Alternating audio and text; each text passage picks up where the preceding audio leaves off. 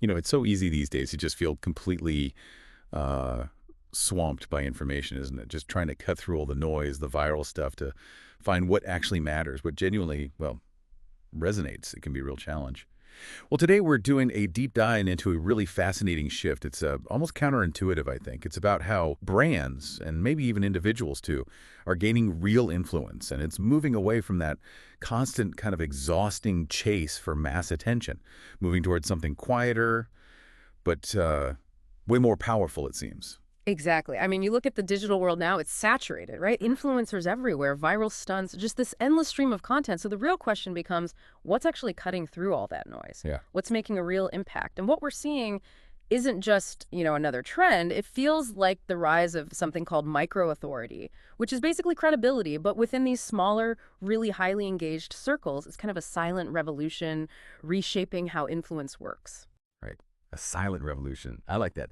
And our mission today in this deep dive is to unpack exactly how PR, public relations, is changing, fundamentally changing. It's shifting pretty dramatically, it seems, away from just getting broad exposure, which can be pretty superficial, let's be honest. Yeah. And instead, it's focusing much more on, well, niche influence, voices people actually trust, and what the source material calls slow burn reputation building. Yeah. Building that reputation across very specific micro communities. And we're pulling all our insights today from this great piece from Meta titled Signal Over Noise, Why Micro-Authority is Beating Mass Reach in the New PR Economy. That idea, shifting away from just chasing attention, it makes you think, doesn't it? How different is the PR dream today compared to, say, 10 years back? I definitely remember when the ultimate goal, the absolute peak for any brand, was getting one quote in Forbes or TechCrunch. That really felt like the holy grail back then. Am I wrong? No, you're absolutely right. That was the aspiration. Huge visibility, that mainstream hit. But contrast that with what's happening now. Today, what moves the needle more, as the piece says, it's often something like a detailed interview on a super specialized podcast, or maybe a mention in a curated newsletter that goes out to, say, 12,000 people, but they're highly invested subscribers. This new media economy, it seems to reward substance, doesn't it? Depth and this kind of long-tail visibility that just builds up over time. It's less about that quick viral hype. Yeah, and more about the compounding effect of trust, maybe. Exactly. That's a great way to put it. But what's really fascinating and kind of blows my mind a bit is this idea that micro reach can actually create macro impact that flies in the face of conventional wisdom, surely. Can you sort of walk us through the mechanics? Why does that work? What makes these little circles so darn powerful? Well, I think the core mechanism really boils down to trust. Simple as that, but profound. These micro-communities, whether we're talking Discords or niche Substacks, Slack groups, even very specific LinkedIn circles, they cultivate this incredibly high level of trust. People in them have longer attention spans, generally, and the referral power is just significantly stronger than what you usually get from mass media. Okay, so they're not just echo chambers. No, not just echo chambers. They're more like amplification chambers. Places where deep dives, real engagement, it leads to organic referrals, high converting referrals too. Mass media just can't replicate that kind of targeted, trusted amplification. Okay, that makes sense. So if the conversation is really shifting towards trust, towards sustained attention, it sounds like the new mantra is something like authority is greater than attention. Authority, attention. But what does that actually look like on the ground? For PR teams trying to make this pivot, how do they practice that? It's a really fundamental shift in priorities, in where they put their energy. Smart PR teams, the ones getting this, they're not just chasing headlines anymore. That's the old game. Instead, they're strategically building connections, real relationships. With who? Well, with domain-specific creators, with industry curators, people who run those deep knowledge hubs. The goal isn't just that fleeting visibility hit. It's about building a durable presence within these trusted ecosystems, establishing the brand as a genuine authority over time. A durable presence. I like that. And related to that, I keep bumping into this concept of slow PR, which honestly sounds completely counterintuitive. Everything's supposed to be fast now. Right. Instant results. Right. It does sound counterintuitive, yeah. But it raises this really important question about speed versus depth. What's truly valuable? Slow PR is exactly what it sounds like. It's brands consciously choosing depth over that immediate, fast visibility. So what does that look like? It could mean investing time in a multi-part feature series, or hosting really transparent AMA sessions, Ask Me Anything, or even crafting detailed Q&A posts within expert forums where the right people are actually hanging out.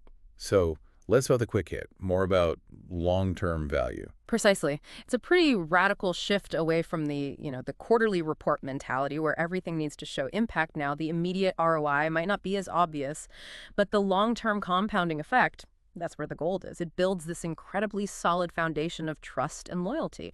And that pays dividends for years, not just weeks.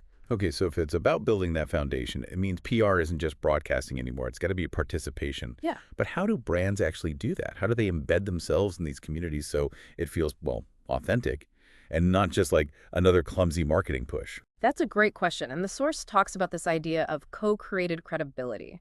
It's insightful. It's really not about interrupting the conversation that's already happening. It's about integrating into it. So brands are finding ways to genuinely embed themselves, maybe co-hosting an event with a community leader people already trust, or actively showing up as, thought contributors, solving problems, sharing expertise, rather than just being an advertiser shouting from the sidelines. Right, becoming part of the actual conversation, offering value. Exactly. That fosters genuine engagement because they're seen as adding something, not just taking attention. Okay, it sounds really compelling. In theory, it makes a lot of sense. But, there are always skeptics. Does the data actually back this up? Are there tangible benefits? Does this slower, more integrated approach actually work? Oh, absolutely. The data is actually incredibly compelling when you look at it. Case studies are consistently showing that this kind of micro-influence can convert at 5x the rate of mass media mentions. 5 times. Wow, 5x. That's Yep. significant. It really is. And it's not just about the reach number. It's because these niche audiences, they're often kind of pre-qualified. They're predisposed to trust recommendations they get from sources that are deeply embedded in their specific world. Makes sense. The trust is already there. Precisely. Yeah. It really drives home the point. Trust is the multiplier, and niche wins it. Mm-hmm. And this leads right into what the source calls the long tail advantage, which is another key piece. Think about it. Unlike those viral hits that burn super bright for a moment and then just fade away, micro-authority actually grows over time. It appreciates. Okay, explain that a bit more. Well, imagine one really comprehensive, deep dive feature article in a respected niche industry blog. That single piece of content can keep generating leads, keep fostering credibility, keep driving engagement for years. Right, it has staying power. Exactly. That's a fundamentally different kind of impact, much more sustainable, really, than just chasing the next fleeting viral moment. So, okay, let's try and wrap this up. What does this all mean for us, for you listening? In this age of just undeniable information overload, it seems crystal clear, doesn't it? PR that values nuance, that values genuine credibility, deep connection. It's just consistently outperforming that old chase for sheer virality. Absolutely. I think brands are really waking up to this. They're recognizing that, yeah, attention can be fleeting, maybe relatively easy to capture for a moment, but it's trust specifically, trust cultivated within the right audience that delivers the actual measurable return on investment. It's a fundamental shift, really, from valuing quantity above all to prioritizing quality and depth. So as you go about your day, maybe after listening to this, we want to leave you with a final thought, something to mull over. Consider where you seek out your own information when you really want to understand something. Do you chase the headlines, the trending topics, the viral stuff? Or do you find yourself gravitating towards deeper, more trusted sources within communities you care about? And maybe flip that around too. How do you build your own authority or share your own knowledge? How might focusing on cultivating that kind of micro-authority, that deep trust in smaller circles, change how you approach being heard and respected in your own world? Something to think about.